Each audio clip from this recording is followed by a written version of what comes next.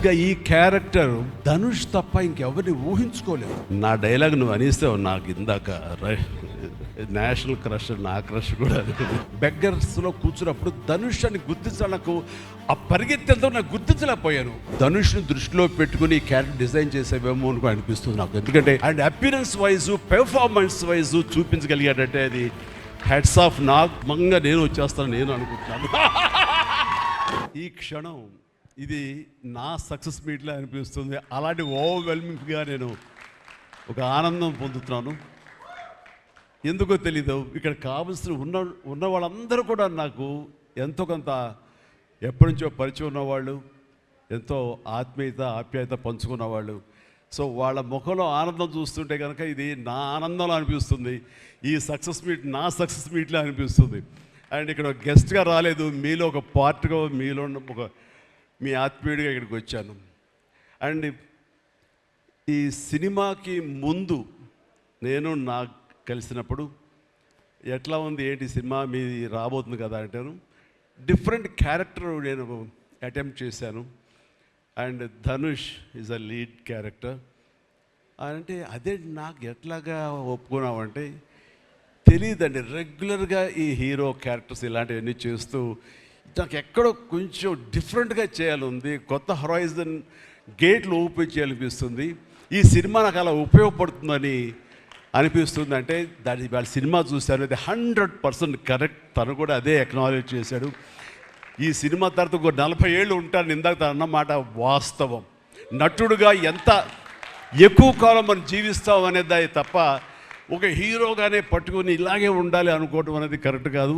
And ఇలాంటి character ఎంత బాగా చేశాడంటే నేను తర్వాత చెప్తాను. సో ఫస్ట్ ఆఫ్ ఆల్ ఇలాంటి సినిమా శేఖర్ కమ్ముల ఏ ధైర్యంతో నాగుని అడిగాడు, నాకు ఏమి ఊహించుకుని ఫ్యూచర్లో ఈ క్యారెక్టర్ చేస్తాను ఒప్పుకున్నారు. ఇదే ఫస్ట్ సక్సెస్ అని నేను భావిస్తున్నాను ఈ సినిమాకి. ఆ తర్వాత ఇంకా ఈ క్యారెక్టర్ ధనుష్ తప్ప ఇంకెవరిని ఊహించుకోలేము. ధనుష్ ఒక్కడే దీన్ని న్యాయం చేయగలడు. తన పెర్ఫార్మెన్స్లో అనిపించింది క్యారెక్టర్ చూసిన తర్వాత. నిజంగానే తిరుపతిలో సినిమా చూస్తుంటే తిరుపతిలో ఓపెన్ చేసినప్పుడు కింద ఒక యాక్సిడెంట్ అయ్యే ముందు బెగ్గర్స్లో కూర్చున్నప్పుడు ధనుష్ అని గుర్తించాలి, నాకు ఆ పరిగెత్తేంతో నాకు గుర్తించలేకపోయాను. అంతగా క్యారెక్టర్లో యూ ఇన్వాల్వ్ సో మచ్. నీ గెటప్ కానీ అన్నీ కానీ సో అంటే అక్కడ తెలిసిపోతుంది తన డెడికేషన్ ఏమిటో ఆర్టిస్ట్ గారిది. అండ్ ఈ సినిమా ఇది నేను ఒక ఎక్స్పీరియన్స్ తప్ప నాకు ఒక సినిమాగా నేను చూడలేదు, ఒక వాస్తవంగా జరుగుతున్నదిగా అనిపించింది నాకు. అండ్ శేఖర్ కమ్ముల డీటెయిల్డ్గా నేను మిగతా అందరి నుంచి మాట్లాడే ముందు అసలు నువ్వేమిటి, నీ ఆలోచన విధానం ఏమిటి అనేది ఇట్స్ ఎంటైర్లీ డిఫరెంట్. 25 సంవత్సరాల పాటు నువ్వు అనుకున్న విధంగా, నువ్వు అనుకున్న క్యారెక్టర్స్ తోటి, నువ్వు అనుకున్న కంటెంట్ తోటి 10 సినిమాల కంటే ఎక్కువ చేయకపోయినా సరే ఒక్కొక్కటి ఒక ఆణిముచ్చలాగా చేసుకుంటూ ప్రజల గుండెలో, ప్రేక్షకుల గుండెలో ఒక సుస్థిరమైన స్థానం ఏర్పరచుకున్నావు. అండ్ ఆ మధ్యకాలంలో మీరు నా ఒక పోస్టర్, మీరు 25 years పోస్టర్ మీరు రిలీజ్ చేయాలని అనుకున్నప్పుడు అది మీట్ అవ్వడానికి, అతనికి టైం ఇవ్వడానికి నాకు నిజంగా 3-4 days పట్టింది. అంత పంతం అంత పట్టింపు ఏంటి నేనంటే, సార్ మీకు గుర్తుందో లేదో, మీ 88లో మీ సినిమా స్టేట్ రౌడీ షూటింగ్ ఈ రోడ్ల మీద జరుగుతున్నప్పుడు నేను ఫస్ట్ టైం మిమ్మల్ని చూశాను. నేను ప్రేమించే మనిషి నా ఎదురుగా ఉన్నాడు, కలిస్తే బాగుండు అనుకుంటే పోలీసులు ఎవరు రాని పరిస్థితి. కానీ మీరు ఎందుకు నన్ను చూసి ఇటు రాని పిలిచారు, నన్ను ఒక్కడనే పిలిచారు, నేనే మీ దగ్గరికి వచ్చాను. నేను ఎందుకు పిలిచానంటే అతను అందరికన్నా హైట్ ఉన్నాడు కాబట్టి ఏదో తాపత్ర పడుతుంటే రమ్మని పిలిచి ఉంటాను తప్ప అతనేమనుకున్నాడంటే నా లోపల భావాలు కానివ్వండి, నేను ఆ ప్రేమ కానివ్వండి నేను వ్యక్తం చేయగలిగాను, అది కరెక్ట్గా కనెక్ట్ అయింది అని తను అనుకున్నాడు. బట్ ఏమనుకున్నా సరే వచ్చిన తర్వాత నన్ను మీట్ అయిన క్షణం ముందు వరకు భవిష్యత్తులో ఏం చేయాలో తెలియదు, ఎడ్యుకేషన్ ఉంది కాబట్టి ఎట్టెళ్ళాలో తెలియటువంటి 17-18 years ఉంటాయి అప్పుడు అతనికి. 36 years అయిపోయింది కలిసి, ఫస్ట్ టైం కలిసి. ఆ క్షణాన నన్ను చూడగానే, నాతోటి కూర్చోగానే, నాతో మాట్లాడగానే, నేను నా షేక్ హ్యాండ్ తీసుకోగానే ఆ క్షణం డిసైడ్ అయిపోయింది. అంబిగ్యూటీ డౌట్ లేదు, ఖచ్చితంగా నేను సినిమా ఇండస్ట్రీలో సెటిల్ అవ్వాలని ఆ రోజు నిర్ణయించుకొని తను చెప్పడం అనేది నాకు ఎల్లేని సంతోషంగా ఉంది. నేను గర్వించే నన్ను ప్రేమించే మనిషి, నన్ను అభిమానించే మనిషి ఈ రోజున ఈ స్థాయిలో ఉండి ఇంతమంది చేత ప్రశంసలు పొందుతున్నాడంటే కనుక హ్యాట్స్ ఆఫ్. ఇది గర్వం నీవు కాదు, నీలాంటి వ్యక్తి నన్ను ఇన్స్పిరేషన్గా తీసుకుని ఇందులో ఇండస్ట్రీ వచ్చి నీ సొంత టాలెంట్ తోటి, నీ సొంత ఆలోచనతోటి, నీ కమిట్మెంట్ తోటి ఈరోజు ఈ స్థాయికి ఉన్నందుకు ఫస్ట్ ఆఫ్ ఆల్ ఈ సిల్వర్ జూబ్లీ ఇయర్ సందర్భంగా మనస్ఫూర్తిగా నా అభినందనలు మరొకసారి తెలియజేస్తాను శేఖర్ కమ్ముల. ప్లీజ్. అంటే శేఖర్ కమ్ముల సినిమాలు నేను ఎప్పుడు చూస్తూనే ఉన్నాను, అన్నీ చూస్తాను దాదాపుగా. అది వాస్తవానికి నిజానికి చాలా దగ్గరగా అనిపిస్తాయి. అంటే తన ఫస్ట్ పిక్చర్ చూస్తుంటే ఆ క్యారెక్టర్స్ ఆనందం, రూప వీళ్ళు ఎలాగున్నారు, ఇంకా ఉండుంటారు కదా అని ఆ క్యారెక్టర్స్ కనబడి తప్ప ఆ యాక్టర్లు కనపడరు. వాళ్ళ తర్వాత వచ్చిన సినిమాలు మనకు గుర్తుకు రావు, దీంతో కనెక్ట్ అవ్వదు. అలాగే ఫిదా, భానుమతి, వరుణ్, అలాగే ఈ ప్రతిమలో శ్రీరామ్, గోదావరిలో శ్రీరామ్, సీతా మహాలక్ష్మి, ఈ క్యారెక్టర్స్ కనపడతాయి. ఎందుకు చూడండి ఈ సినిమాలో కూడా ప్రతి ఒక్కరు ధనుష్ని దేవా అంటున్నారు, నా ఫ్రెండ్ ఏమో దీపక్ అంటున్నారు తప్ప పేర్లు పెట్టి ఎవరు పిలవట్లేదు, గుర్తుంచుకోవట్లేదు. గబుక్కుని దేవాను వస్తుంది. నాకు అలాగే అనిపిస్తుంది ఇప్పుడు. అంటే క్యారెక్టర్ని అంతగా ప్రొజెక్ట్ చేస్తారు. ఇంతకంటే బెస్ట్ ఎగ్జాంపుల్ లేదు. ఎప్పుడో చూసి సినిమాలకి ఆ క్యారెక్టర్స్ పేరు, నా సినిమాలో నా క్యారెక్టర్స్ నాకు పేరు గుర్తుండవు నాకు. అలాంటిది తన సినిమాలో క్యారెక్టర్స్ ఇప్పటికీ గుర్తున్నాయి నాకు. రూపా అనే పేరు ఎందుకు గుర్తుందంటే అందులో తండ్రి పాత్ర మెంటల్గా రిటార్టెడ్ రూపాన్ని పిలుస్తాడు. ఆనంద్ అఫ్కోర్స్ హీరో పేరు, అది గుర్తుండిపోయింది. అట్లాగే వరుణ్ సినిమాలో ఫిదాలో భానుమతి సెపరేట్ కేజ్ అంటుంది కదా ఒక డైలాగు, సెపరేట్ పీస్ ఏదో అంటుంది. అలాగే హైబ్రిడ్ పెళ్ళి అంటుంది. అలాగా తన క్యారెక్టర్స్ గుర్తుండిపోతాయి. అది తన గొప్పతనం. అవి వాస్తవికంగా ఎక్కడో ఇంకా ఉండుంటాయి, వాళ్ళు ఎక్కడో జీవించుంటారు అన్న ఫీలింగ్ ఇస్తుంది. అలాంటి రియల్గా అతని కాన్సెప్ట్ కానీ అది చెప్పాలంటే అదొక పిచ్చి. నేను అనుకున్నది తప్ప ఇంకోలాగా కాదని. ఇందాక నాకు అన్నారు కదా, నేను మామూలుగా ఎప్పుడు నడిచి వచ్చే విధంగా నడుచుకుంటూ వస్తుంటే నాకు అలా వద్దు ప్లీజ్, దయచేసి మీరు నా క్యారెక్టర్ నడవాలి. నీ క్యారెక్టర్ నడవాలంటే ఎలా నడవాలి తెలియదు నాకు. నాకు వచ్చిన నడకే ఇది అని చెప్పి ఇందాక ఎదురు అనుకుంటాం.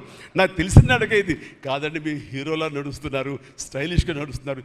నేను స్టైలా, నేను హీరోలాగనా అని అంటే కాదు అంటూ ఆ క్యారెక్టర్ చూస్తుంటే నాకు మీరు చాలా డిఫరెంట్గా కనపడ్డారు. నాకు రెగ్యులర్గా కనపడలేదు. మీకుండే ఆ కింగ్ నాగ్ అని కానీ ఆ గ్లామర్ మన్మధుడు ఈ యొక్క స్టైల్లో ఒక చామ్ ఉంటుంది కదా, ఈ సినిమాలో అది కనపడకుండా జీవితంలో నలిగిపోయినటువంటి, మానసికంగా ఫిజికల్గా నలిగిపోయినటువంటి ఒక మనిషి కనపడుతున్నారు. అది మీ క్యారెక్టర్.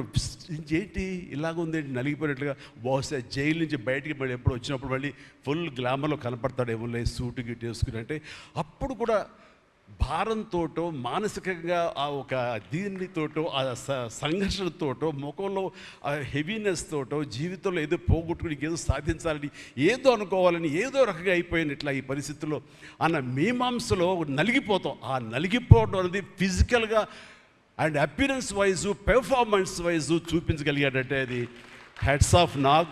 మీరు అన్నట్లుగా ఇది మీకు డిఫరెంట్, ఇంకో కోణం నుంచి మీకు హొరైజన్ మీకు ఓపెన్ అయ్యింది, ఇంకొక డోర్ ఓపెన్ అయ్యింది. తద్వారా బోల్డ్ అని ఫెంటాస్టిక్ క్యారెక్టర్స్ వస్తాయి. అండ్ మీరు అనుకున్నది ఉంటుంది, మీ లాంజివిటీ ఇంకా పెరుగుతుంది అనుకుంటాను. మీ దోవలో నేను కూడా మీకు సమంగా నేను వచ్చేస్తాను నేను అనుకుంటున్నాను. అంటే ప్రతిసారి నాకు అన్ని విషయాల్లో కూడా నాకు సోర్స్ ఆఫ్ ఇన్స్పిరేషన్ అనిపిస్తుంది. అది హెల్త్ కానివ్వండి, కంపోజ్డ్ బిహేవియర్ కానివ్వండి, ఒక ట్రాంక్విల్ ఆలోచనలు కానివ్వండి, స్థితప్రజ్ఞత కానివ్వండి, ఏం జరిగినా సరే అంటే నవ్వుకుంటూ సరదాగా ఉంటాం. ఇవన్నీ చూస్తుంటే నాకు ఎంత ప్రశాంతంగా ఉంటుంది, ఎంత మానసికంగా ఉంటుందని. సో అలాగా ఈ ప్రొఫెషనల్గా కూడా ఈ సినిమాతోటి తను వెళ్ళే దారిలో వై నాట్ నేను కూడా రేపు పొద్దున ఏదైనా అవసరం వచ్చి ఓటీటీలో ఏదైనా సినిమాలు చేయాల్సి వస్తే కనుక ఏం ప్లాన్ నార్సింగ్ నువ్వే గబుని అన్నా కదా గబుకొని రెడీ అయ్యి వచ్చే రేపు పొద్దున ఇంటికి. సో ఓటీటీలో ఏదైనా సినిమాలు చేయాల్సి వచ్చినా సరే, వెబ్ ఫిల్మ్ చేయాల్సి వచ్చినా సరే దానికి కూడా మనం సమాయత్తం అవ్వాలి. దానికి నాకు ఈ రోజున నాకు తీసుకున్న నిర్ణయం నాకు కూడా ఒక ఇన్స్పిరేషన్ అనిపిస్తుంది. Sir well done. ఈ సినిమా ప్రతి ఒక్కరికి న్యాయం జరిగింది ఈ సినిమాలో. అండ్ నా డైలాగ్ నువ్వు అనిస్తే నాకు ఇందాక నేషనల్ క్రష్, నా క్రష్ కూడా అందుకని నేను ఆ మాట నేను అనను, కానీ అనుకుంటాను అంతే. పైకి మాత్రం నేను అనను.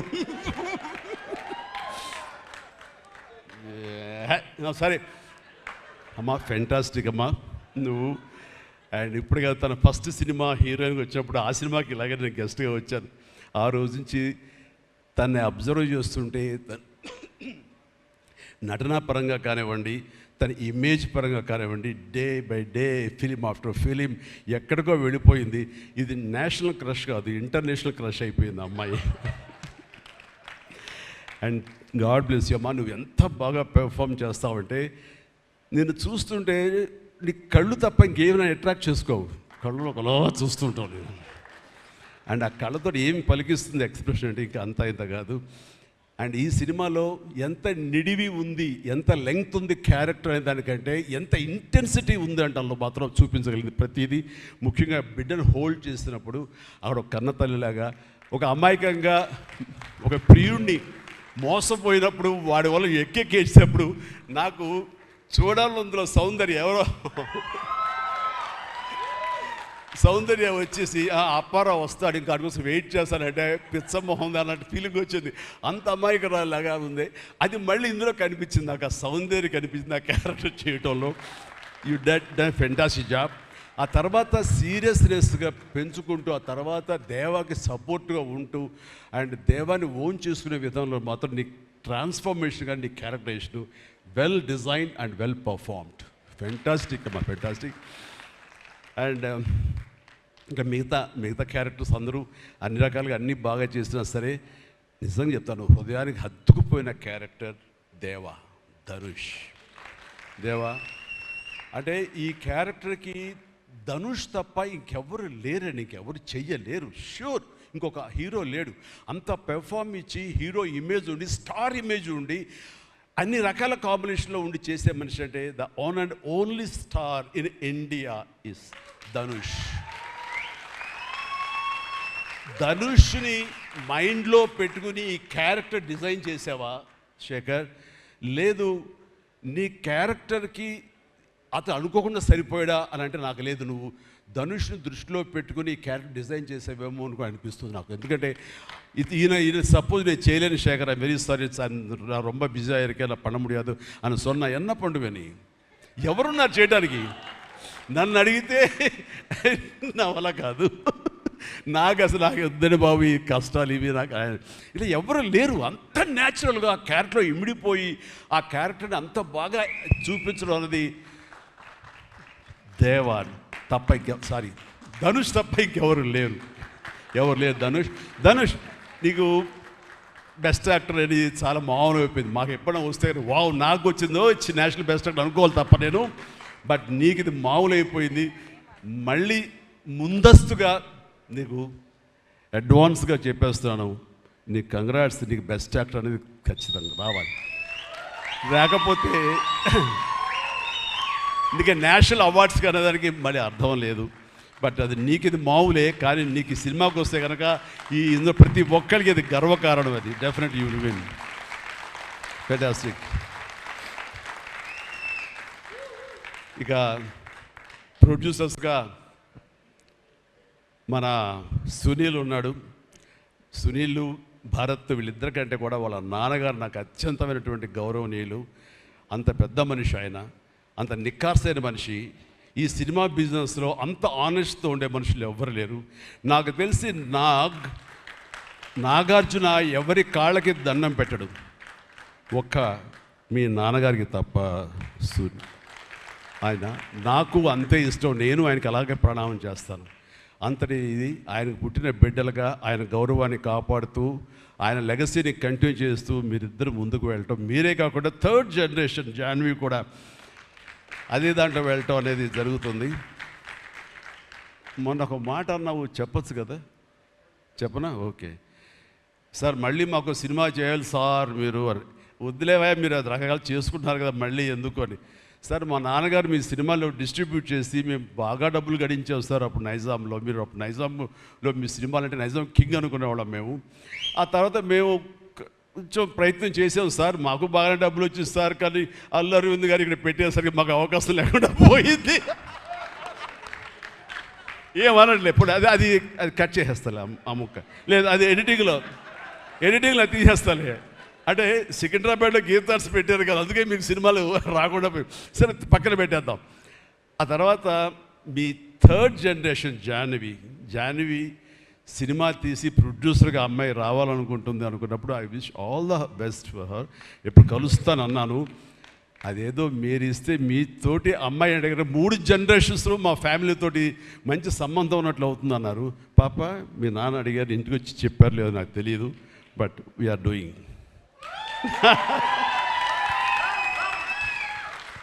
ధనుష్ చేసిన ఛాలెంజింగ్ లాంటి క్యారెక్టర్స్ వద్దమ్మా, ఫన్ ఓరియంటెడ్, మాస్ ఓరియంటెడ్, మనది సరదాగా గ్లామర్ ఇంతే. Okay right. సో ఈ రకంగా 3వ జనరేషన్ కూడా ఎస్ ప్లీజ్ ఈ లెగసీ ఇలాగే కంటిన్యూ అవుతుండాలి, మీ ఫ్యామిలీ బాగుండాలి నాన్నగారు ఆశీస్సులతోటి. అండ్ ఇలాంటి కుబేరా సినిమాలు మరి ఎన్నో సక్సెస్ఫుల్ సినిమాలు చేయాలి. ఇందాక ధనుష్ అన్నట్లుగా మీ మొక్కల ముందు నవ్వు ఉండాలి. ఇప్పుడు నవ్వు కొంచెం ప్లీజ్. Thank you. మీరు నవ్వుతూ ఉంటేనే మా అందరికీ నవ్వు ఉంటుంది, మేము నవ్వుతూ ఉంటాం. Thank you. అండ్ మిగతా టెక్నీషియన్స్ పరంగా చూస్తే కనుక నికేత్ కెమెరామెన్ డిఓపి నేను ఎప్పుడు చూడలేదు. Hi Niket, I haven't seen your films. I don't remember even. But the way you are presenting yourself here is very much appreciable. I could see the energy, what you are pouring here, definitely it will reflect on the stage. Otherwise, Nagarjuna would have been praised you so much. And you also grab my attention. And future, I don't know, yes, maybe. And you have done a fantastic job. So initially when villain scenes are happening, that time I could see the top floor swimming pool. There I could see the richness of the film. So hardly they would have spent anything. So riches comes not because of the money. Riches comes with your viewfinder. So that way our credit goes to the whole film has grabbed attention and it looks very rich. So definitely please, I will awaiting you in future, and all the very best. Good luck. Then a great job as far as the camera is concerned. And then మా యోగేశ్వరుడు మా పెద్ద అనుకోండి పాపం లేని వయసు వద్దు sir కూర్చోండి sir మీరు please Niket please sit down take your seat sir మీరు లెగదు సార్ మమ్మల్ని ఇబ్బందిగా ఉంటుంది. ఇద్దరం చాలా నువ్వు అనుకుని మాట్లాడే పరిచయం మాకు శుభలేఖ సినిమా నుంచి 1980 నుంచి వీఆర్ వర్కింగ్ టుగెదర్. ఈ మధ్యకాలం వరకు కూడా ఎప్పుడైనా సెట్కి వస్తాడు, రాగానే సినిమా అడుగుతాడేమో, నెక్స్ట్ సినిమా ఏం చేద్దాం అడుగుతాడంటే, బాబాయ్ ఈసారి మీ ఇంటి నుంచి నాకు ఆవకాయ పచ్చడి రాలా అంటాడు. Mango pickle, as for mango pickle from my house. So ఈసారి పంపించాను బాబు, వస్తుంది. శుభం. ఫెంటాస్టిక్. నువ్వు ఈ వయసులో కూడా ఇంత బాగా పనిచేస్తున్నావు, ఇంత కష్టపడుతున్నావు అంటే కనుక అవసరమా అనిపిస్తుంది. రిటైర్ అవ్వచ్చు కదా, హ్యాపీగా రెస్ట్ తీసుకోవచ్చు కదా అని. కానీ మన సోల్స్ అవే రిటైర్మెంట్ అది తీసుకోలేము. కష్టపడి పనిచేయటంలోనే మనకు ఆనందం ఉంటుంది, కష్టపడి పనిచేయటంలోనే ఈ ఇష్టమైన పురుషుల్లో మనం ఉంటాం. మన లాంజివిటీ ఉండాలి అంటే మనం ఇందులోనే ఉండాలి ఖచ్చితంగా. అండ్ భగవంతుడు ఇంకా సంపూర్ణ ఆయురారోగ్యాలు ఇవ్వాలి. నాన్నగారు ఆయన పనితనం నాకు గుర్తుంది, ఆయన దగ్గర కూడా పనిచేశాను నేను, అలాగే ఇప్పుడు నీతో కూడా పని కొనసాగిస్తున్నాను. అండ్ ఈ సినిమాలో నువ్వు పార్ట్ అవటం అన్నది it is great, wonderful Tharani, please. And ఇక్కడ చూస్తుంటే యంగ్స్టర్స్ ఎంత ఎంతూజియాస్టిక్గా ఉన్నారంటే, వాళ్ళందరినీ పేరున నేను పిల్లలని కానీ యంగ్స్టర్స్ అంటే ఇండస్ట్రీ ఎంత ఫ్రెష్గా, ఎంత యంగ్స్టర్స్ తోటి ఎనర్జీతో ఉంది అంటే అంత అయితే కాదు. నాకు అనిపిస్తుంది అబ్బా మన ఇండస్ట్రీ ఏమైనా ముసలిదైపోయిందా అని అనిపిస్తుంది అప్పుడప్పుడు అద్దంలో మమ్మల్ని మేము చూసుకుంటూ. కానీ ఈరోజు ఇక్కడ చూస్తుంటే కనుక ఇంతమంది యంగ్స్టర్స్ తోటి అండ్ చాలా బబ్లింగ్గా చాలా బాగుంది. ఈ ఇండస్ట్రీ కొనసాగాలి ఎలాగే అంటే కనుక మీలాంటి యంగ్స్టర్స్ రావాలి. ఇలాంటి యంగ్స్టర్స్ వల్లనే మేమంతా పుంజుకుంటాం. నేను ఈ రోజున కొత్త డైరెక్టర్స్తో పనిచేస్తాను, అనిల్ రావుపూడి కానీ, బాబీ డైరెక్టర్ కానీ, వశిష్ఠ్ కానీ, ఇలాంటి యంగ్స్టర్స్ పనిచేస్తుంటే ఎక్కడ లేని ఎనర్జీ వాళ్ళ దగ్గర ఉంటుంది, వాళ్ళ నుంచి కొత్తను ఉంది. నేను వాళ్ళకి అనుగుణంగా నేను మారిపోతుంది తప్ప నాకు అనుగుణంగా వాళ్ళు ఉండాలని కోరుకోవట్లా. నా సక్సెస్ అక్కడేమో అనుకుంటున్నాను నేను. ఆ రకంగా old wine in new bottle అన్నట్లుగా ఈ సమయంలో వైన్ గుర్తుకొచ్చింది, సారీ. అండ్ అలాగా ఇదే ఎనర్జీతోటి, ఇదే యంగ్స్టర్స్ తోటి ఇండస్ట్రీ కళకళాలని కోరుకుంటున్నాను. And last but not least my brother, నాకు బిడ్డతో సమానం, దేవిశ్రీ ప్రసాద్. అండ్ దేవిశ్రీ ప్రసాద్ తన ఎనర్జీ అంటే ఇందాక చూశారు కదండి, లైవ్ షో చేసేసాడు ఇక్కడ. ఆ తర్వాత ఏం మాట్లాడాలో ఎవరికి ఏం తొయ్యినటువంటి పరిస్థితి, మొత్తం అంతా షో గ్రాప్ చేశాడు.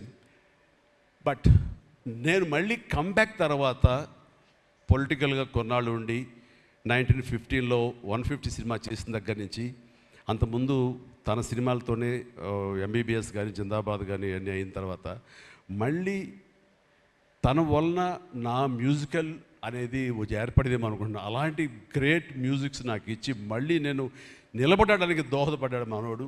యూ ప్లీజ్ వద్దు అలా చేయదు ప్లీజ్, దోహదపడ్డాడు. మీరంతా సరస్వతి పుత్రులయ్యా, ప్లీజ్ బంగారం ప్లీజ్. అండ్ తను ఎనర్జీ డే బై డే పెరిగిపోతుంది, తన టాలెంట్ డే బై డే పెరిగిపోతుంది. ఇక నేషనల్ నుంచి మన రీజనల్ నుంచి నేషనల్ లెవెల్కి ఎలా ఎదిగిపోయాడో మనం చూసాము. ఆ హోల్ ఇండియా తన గురించి ఎలాగా కీర్తిస్తుంది అనేది మనం ఈ పుష్ప 1 and 2 చూస్తున్నాము. ఇప్పుడు ఈ సినిమా కుబేర్లో కూడాను ఎక్కడ డ్యూయట్ సాంగ్స్ లేవు కదా అని అనిపిస్తుంది, కానీ ఒక సాంగ్ ధనుష్ పాడిన ఆ సాంగ్ ఎంతగానో నాకు ఆకట్టుకుందంటే అంతా ఇంత కాదు. దానికి ఇద్దరు ఒకరొకరు కాంప్లిమెంట్ చేసుకుంటూ ఆ సాంగ్ అంత బాగా హిట్ అవడానికి దోహదపడింది. అట్లాగే సినిమా చూస్తుంటే మ్యూజికల్గా ఉంది తప్ప నాకు ఎక్కడ డ్యూయట్ సాంగ్స్ వేరే లేవి అనే ఫీలింగ్ రాలేదు. And that's the magic of Devi Sri Prasad. రీ రికార్డింగ్లో కూడా చాలా హృదయంగా మదర్ తోటి పాడిన పాట రోడ్డు మీద యాక్సిడెంట్ అయిన తర్వాత అబ్బా కన్నింటి నీళ్ళు వచ్చేస్తుంది నాకు. మన రైతుల మీద పాడే గుర్తుందా మన 150 సినిమాలో, నీరు నీరు నీరు అంటూ దాన్ని మరిపించిన సాంగ్లో అనిపించింది. అండ్ అది వెరీ మచ్ రిలవెంట్ సాంగ్. అట్లాగా తన ఆర్ఆర్ బ్యాక్గ్రౌండ్ కూడా తన సాంగ్స్ ద్వారా అవన్నీ కూడా అత్యద్భుతంగా కనిపించేలాగా వినిపించేలాగా చేశారు. దానికి దోహదపడినటువంటి లిరిసిస్టులు ఇక్కడే ఉన్నారు. భాస్కర్ భట్లాను, ఇందాక ఇంకో ఆయన పేరు చెప్పారు నందకిషోర్ గారు, అలాగే మన చంద్రబోస్ గారు. అండ్ వీళ్ళందరూ కూడా నేను హృదయపూర్వక అభినందనలు తెలియజేస్తాను. అండ్ ఈ రోజున ఇక్కడ రావటం అన్నది నేను చాలా ఆనందం అనుభవిస్తున్నాను ఇక్కడ మీ అందరితో పాటు. అండ్ ఇలాంటి సినిమాలు రావాలి, ఎందుకంటే సినిమా సక్సెస్ అనేది గగనమైపోతున్న రోజులు ఇవి. థియేటర్స్కి ఆడియన్స్ రప్పించడం అనేది మహా గగనమైపోతున్న రోజులు ఇవి. రావటం కష్టంగా ఉంది. ఎలాగ సినిమా థియేటర్లు కానివ్వండి ఇవి ఎట్లాగ సస్టైన్ చేయాలి, ఎలా నిలబడాలి అనేది చాలా క్లిష్ట పరిస్థితుల్లో ఇలాంటి సినిమాలు, ఇలా కంటెంట్ ఉన్న సినిమాలు, అంటే హృదయంగా ఉన్న సినిమాలు, ఎమోషనల్ సినిమాలు and big event big films ఇందాక చెప్పినట్లుగా మనవాడు అవన్నీ కూడా ఆడొచ్చు. కానీ ఇలాంటి సినిమాలు కూడా ఆడి కంటెంట్ మనం సరిగ్గా ఇవ్వగలిగితే, వాళ్ళ హృదయాలను మనం తాకగలిగితే ఖచ్చితంగా ఈ సినిమాలు చూస్తారు, థియేటర్కి వస్తారు అనే ఒక ధైర్యాన్ని భరోసాని ఇచ్చిన సినిమాలు ఈ మధ్యకాలం చూస్తున్నాము. చిన్న చిన్న సినిమాలు అయితే పెద్ద సినిమాలు అవుతాయి. అందులో ఈ రోజున శేఖర్ మీరు మరొకసారి నిరూపించారు. ఇందాక ఎవరో మిమ్మల్ని చేశారు, నిజంగా మనస్ఫూర్తి చెప్తాను, క్రెడిట్ గోస్ టు యూ. ఒక ధైర్యాన్ని ఇచ్చింది ఇలాంటి సినిమాలు చేయొచ్చని. ఇంకా ఈ పెద్ద పెద్ద సినిమాలు తప్ప, రక్తపాతాలు తప్ప, కొట్టుకోవడాలు తప్ప, నరుకోవడాలు తప్ప ఇంక ఇలాంటి సినిమాలు రావా, వస్తే చూడరా, ఇవన్నీ 10 రోజులు ఆగితేనో నెల ఆగితేనో ఓటీటీలో చూసేద్దాంలే అని దాంతో ఉండిపోతారా, ఏమైపోతే ఇండస్ట్రీ అనేటువంటి ఒక అభద్రతా భావం నుంచి ఈ సినిమా ద్వారా ఇలా తీయగలిగితే, సత్తా చూపగలిగితే, హ్యూమన్ ఎమోషన్స్ని టచ్ చేయగలిగితే, కంటెంట్ కొత్తగా ఉండగలిగితే కనుక థియేటర్కి వస్తారు, చూస్తారు భరోసా ఇచ్చావు. Thank you so much. And God bless you, God bless you, and God bless you all. Please ప్రతి ఒక్కళ్ళు నాకు ఈ అవకాశం ఇచ్చినటువంటి ప్రొడ్యూసర్స్ గారికి, రామ్మోహన్ రావు గారికి, అలాగే భారత్ పాప నీకు కూడా అందరికీ నా హృదయపూర్వక ధన్యవాదాలు. మరొకసారి ఇక్కడ ఉన్నటువంటి 50 మంది యంగ్స్టర్స్కి అండ్ రెస్పెక్టెడ్ టెక్నీషియన్స్కి నా శుభాకాంక్షలు, నా ధన్యవాదాలు తెలియజేస్తాను. మరొకసారి love you man, love you love you love you love you love you. God bless you. And ఇప్పుడు మీ దారిలో నేను నడుస్తాను. Follow the leader. Thank you, Shamala. You done a good job. God bless. God bless. Thank you, sir. Thank you so much. We all love you. కుబేరాకి ఇప్పటి వరకు వచ్చిన appreciation ఒక ఎత్తు, ఈరోజు ఈ మెగా కాంప్లిమెంట్స్ ఇంకొక ఎత్తు అని చెప్పాలి. Thank you so much sir. ఒక్కసారి వేదిక పైన ఉన్న వాళ్ళందరూ కలిసి one photo for the media sir, మీ 6 కలిసి.